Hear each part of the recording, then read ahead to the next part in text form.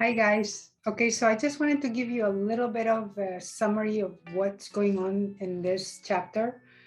I'm sure you've already guessed what we mean by the imperfecto subjuntivo or the subjunctive imperfect, like I put here. Basically, what we're doing now is that we're talking about what we did last semester. For those of you who were not with me, that we actually talked about the subjunctive, all the places where you're going to put the subjunctive, all of those conjugations that you learn, at least now you know where the subjunctive goes. We are going to use that just in the past tense. Now, I wanted to give you just a couple of things like I usually do, where my students usually kind of get confused or maybe make mistakes, or sometimes things that the lesson of a chapter does not really explain very well. So, one of them is that, as you know, we have two clauses, right? So the first clause usually was like, me sorprende, I'm surprised, like I put the example here. And I'm surprised that you are going to the party or that you go to this party, right? Me sorprende que vayas a la fiesta. That first clause, okay, la principal that we call it, that's in the present tense. Therefore, the subjunctive following in the second clause is in the present tense as well. Now we're going to see when in the imperfecto subjuntivo that the second clause will be in the past tense. Most of the books, and this one explains it really well, but I want to add something here, say that, well, if the first clause is in the past tense, so you say, yesterday I was surprised that you went to the party, that you went to the party will be the one that will be in the imperfect subjunctive. So the past of the subjunctive. So you'll say, me sorprendió que fueras a la fiesta. Que that fueras is now our to go in the past subjunctive, which you already learned that you have to take the third person plural, they, in the predicate, fueron, and then you're going to take that on and then put an, okay? So the form is easy. What you have to think is when you're going to use it. So everything you learn in intermediate one, I'm going to use subjunctive here, here, here, here, and I know it wasn't easy.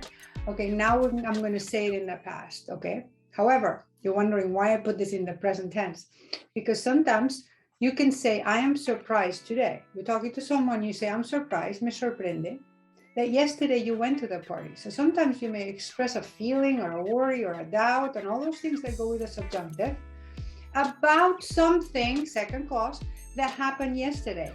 Therefore, you're going to say, me sorprende hoy que ayer fueras a la fiesta. Okay, so not necessarily all the time, both clauses are in the past tense. That was number one. Number two is that we're also going to talk about or going to see the if clauses, las cláusulas del sí. What that means is that, we are actually going to make that famous sentence of, I always say that famous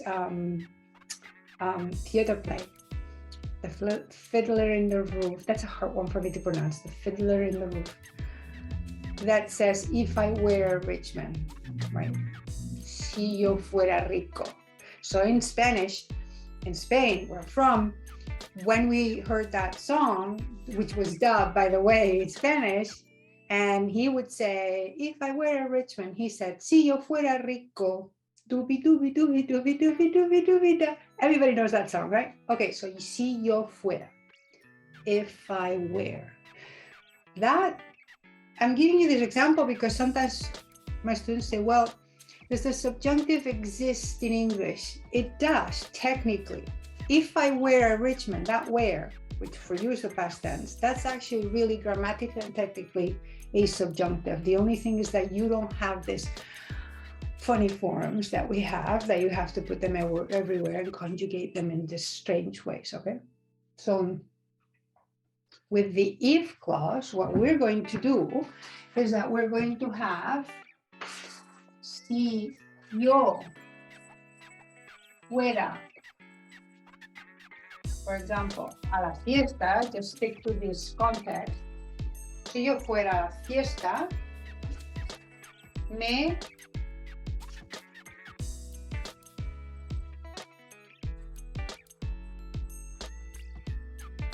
pondría contenta. So two things we're seeing here. We're seeing, actually, let me just move this.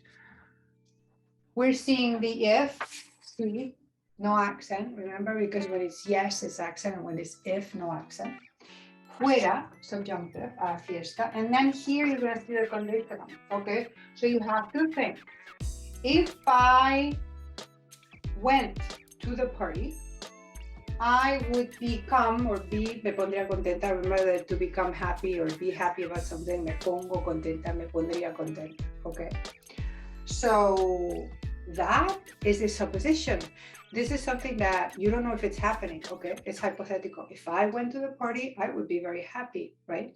Let's say now you're wondering why does the lesson then talk about the indicative? Because if you put this in the present tense and you say si voy, no accent, ¿eh? Si voy a la fiesta, I need a bigger word. Me pondré contenta. And this could be two things. I'm not sure if this, I always add things for you in a more advanced level. But if I, present tense, go to the party, future, I will be very happy.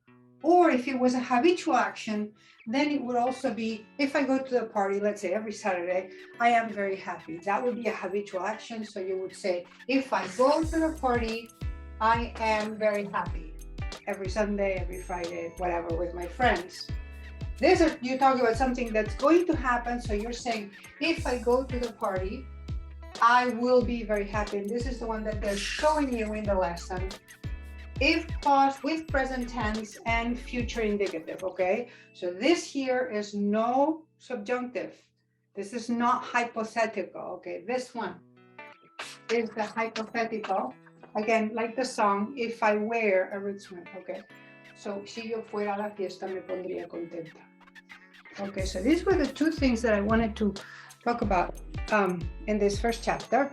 And I was waiting for everybody to kind of like settle down into the lesson, because I know that the first week everybody's a little confused, or, you know, at least the Monday and the Tuesday, you know, how to move on with the program and everything.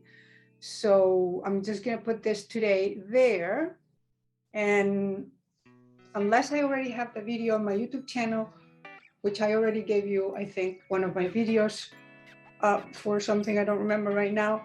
But sometimes in my videos, because I've been recording them for so long, some of them are just a little outdated or something. So I give you extra videos for every summer, for every class, and also according to your questions and what you're telling me, etc. Okay. Remember to write on Blackboard any questions for me, or send me emails like you've been doing to ask me any grammar questions. I'm here for you. Think of me as the Google of grammar answers, or the encyclopedia for answers in Spanish about grammar and vocabulary. So let me know, okay?